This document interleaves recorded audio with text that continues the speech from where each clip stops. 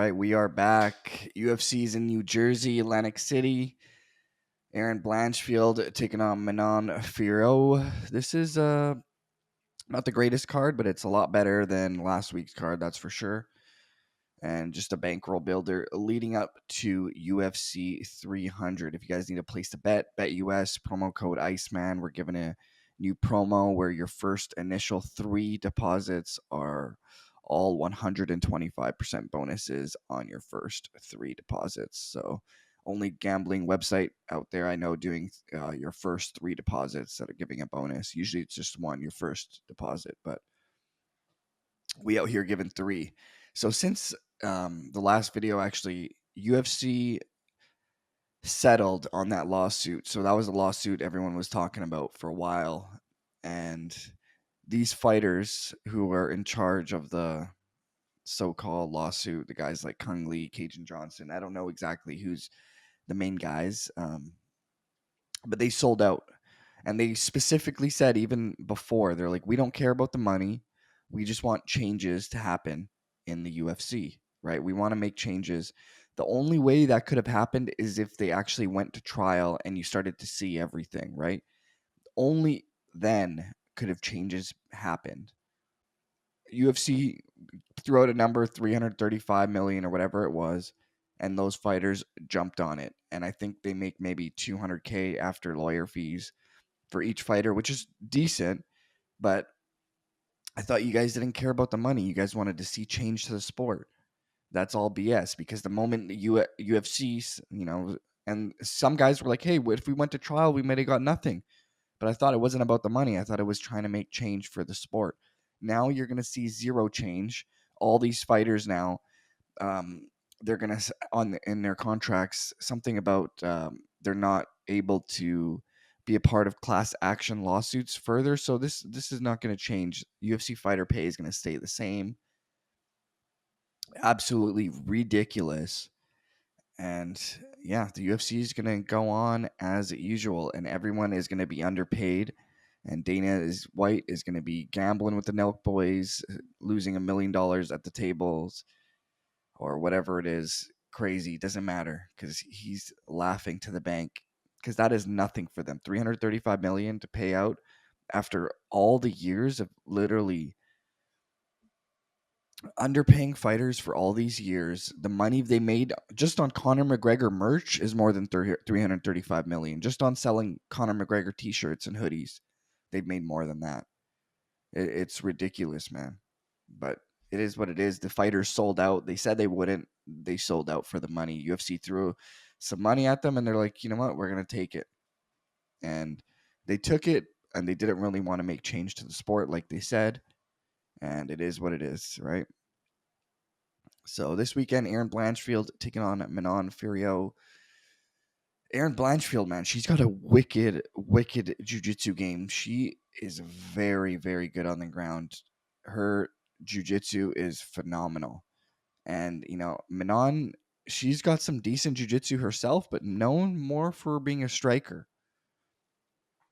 And both girls got some big wins. Manon coming off, most notably the win over Rose Namajunas.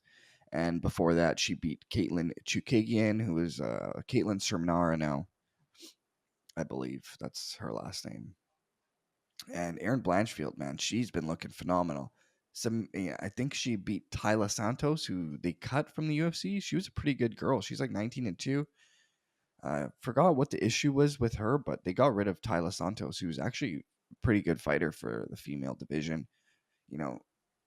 And Aaron Blanchfield's on a roll. Like, her last loss was a split decision loss to Tracy Cortez that a lot of people thought Aaron Blanchfield won that fight. Now, I know it wasn't in the UFC, and it was like her second or third pro fight, but other than that, man, she's been flawless. And I think Aaron Blanchfield takes Manon down, and I think she subs her in a 5-rounder. I'm going with Aaron Blanchfield all day on that one. Up next, this one should probably be your main event. Vicente Luque taking on Joaquin Buckley. Both men got very good striking games. Sorry. Very good strikers. Vicente Luque got them hands. He's got very heavy hands. And Joaquin Buckley's got some kicks. You guys know that fight with what's his name? I forgot his name. The guy he like caught the kick, spinning back, kicked him in the face. That was wild. So Vicente Luque, man, he's been, you know, his last three fights, he's got one win in his last three fights, and that one win was over Rafael dos Anjos, who is like now 40 years old. So he hasn't been actually looking too great as of recently. Got knocked out by Jeff Neal. Bilal Muhammad completely crushed Vicente Luque. But I would say this is one step down from a Bilal Muhammad and the Jeff Neals, the RDAs, the Tyron Woodleys. Joaquin Buckley's just under those guys, in my opinion. He's a very good striker. Don't get me wrong. He's got some vicious, vicious kicks. That head kick he finished Fiala with, that was insane. And Impa Kasanganay, that was his name. Impa Kasanganay. That spinning back kick he landed on him was crazy.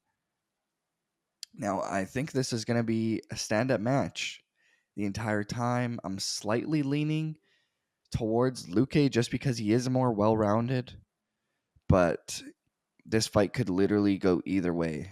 I'm slightly leaning towards Luque though, just because he can take it to the ground if he wants to. Like you've seen with RDA, he can grapple too.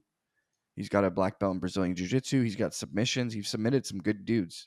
So I'm slightly leaning towards Luque. However, he's not been looking as great as he once was.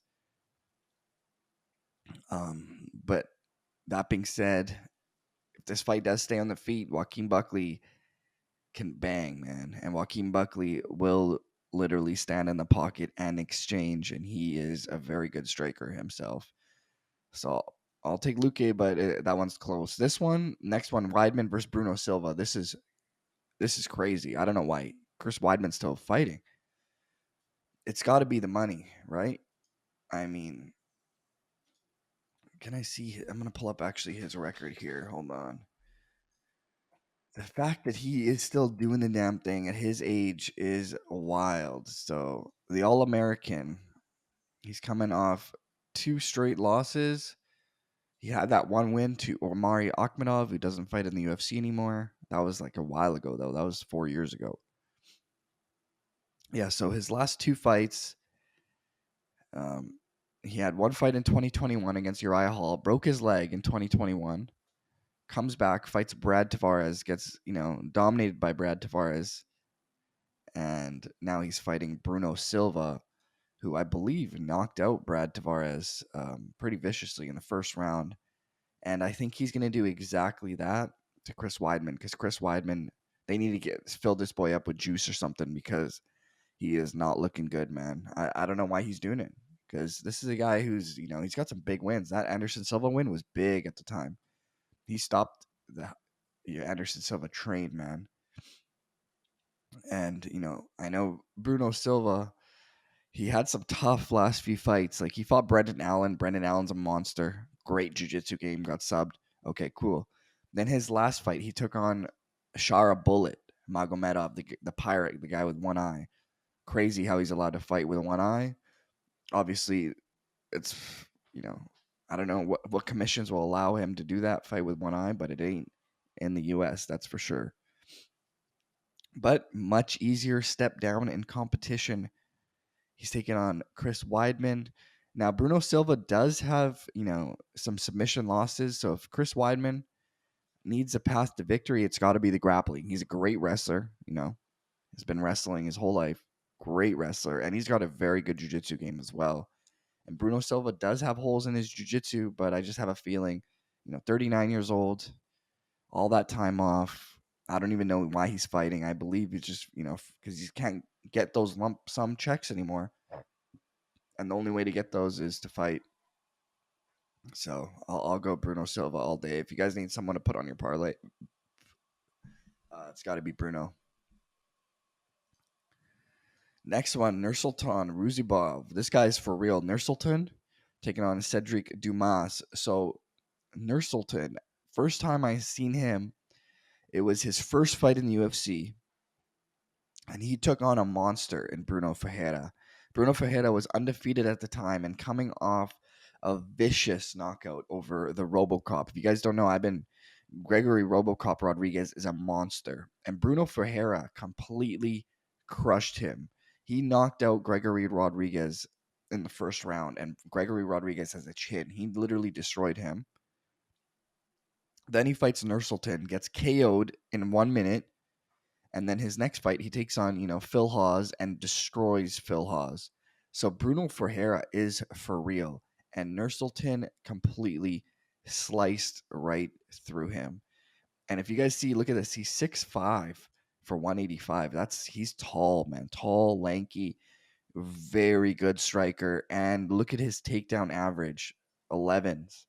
Now I know that's not in the UFC, but he is very good. If you guys need someone to pop on the parlay, you got to go with your boy Nursultan here. He's, these boys fighting in Uzbekistan and Kazakhstan and Dagestan, they can fight, man. And he's taking on the Reaper. Cedric Dumas is a very good kickboxer. Beat Cody Brundage, who's fighting, I believe, Bo Nickel. Horrible matchup for Cody Brundage, but yeah, man. Cedric Dumas is a very good striker. Don't get me wrong. He's a very good striker. I just think Nursultan way more experienced, and he's just better everywhere.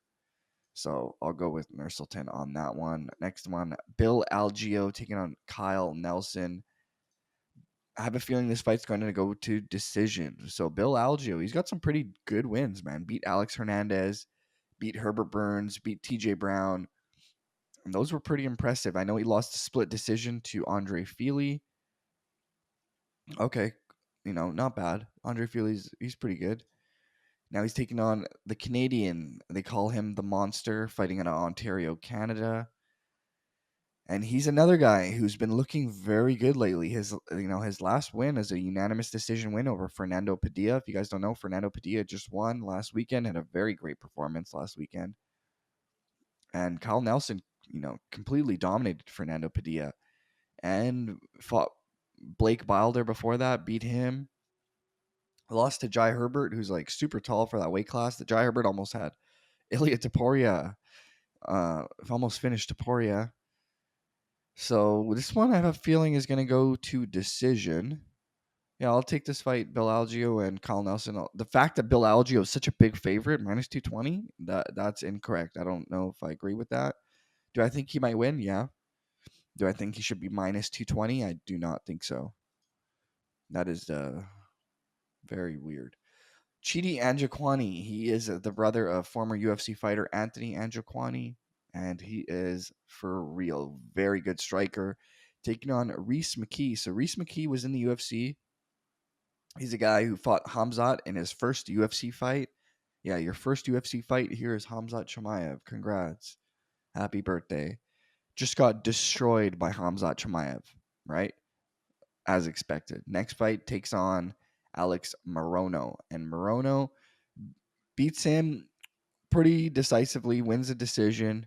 Then Reese McKee goes to Cage Warriors and just crushes everybody, gets like 3 finishes in a row.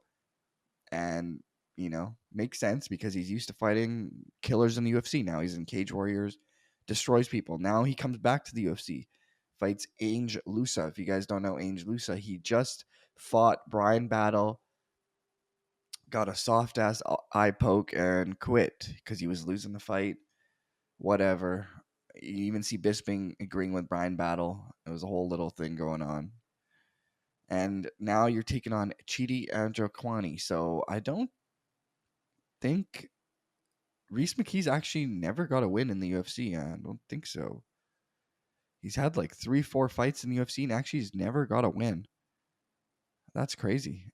So he's gonna get I don't think he's gonna be getting a win here either. He's a big underdog.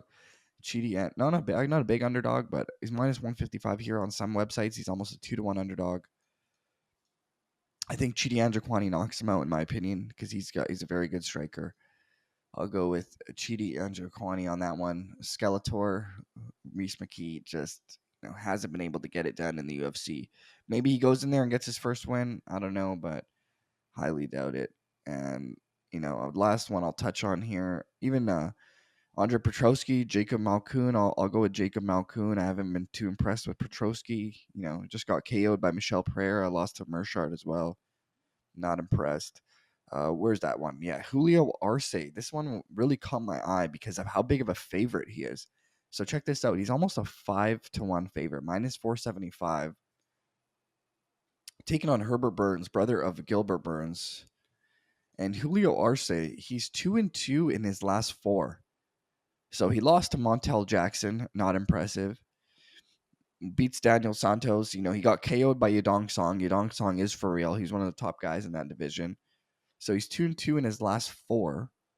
And now he lost his last fight, and now he's a 5-1 favorite against Herbert Burns. I don't know. I mean, Herbert Burns has not been looking good. I'll give you that. He came into the UFC and looked really good. He, 3 or 4 first round finishes, including triangle and a RNC. He's got a very good submission game. Lost from Bill Algeo. His last fight, he lost to Bill Algeo. I think it was exhaustion. Crazy. And then now he's taking on Julio Arce. Do I think Julio Arce should probably get the victory here? Yeah, I do think so. But the fact that he's minus 500, I don't agree with that. Maybe the odds makers know something I don't. But Herbert Burns, if he gets you down, man, he does have a wicked jiu-jitsu game. I'm not saying Julio Arce doesn't have a jiu-jitsu game. He does have some submissions. He's a good, decent jiu-jitsu guy himself. But I think Herbert Burns is probably the better out of the two on pure jiu-jitsu. But the fact that he's 5-1, I don't know if I agree with that. But hey, if you guys feel an underdog, Herbert Burns, ride him out. This is so those are your picks I'm gonna do. And if you guys need a place to BetUS, promo code Iceman. These are just bankroll builders until UFC 300, and that card is gonna be fireworks from top to bottom. Unreal. Out.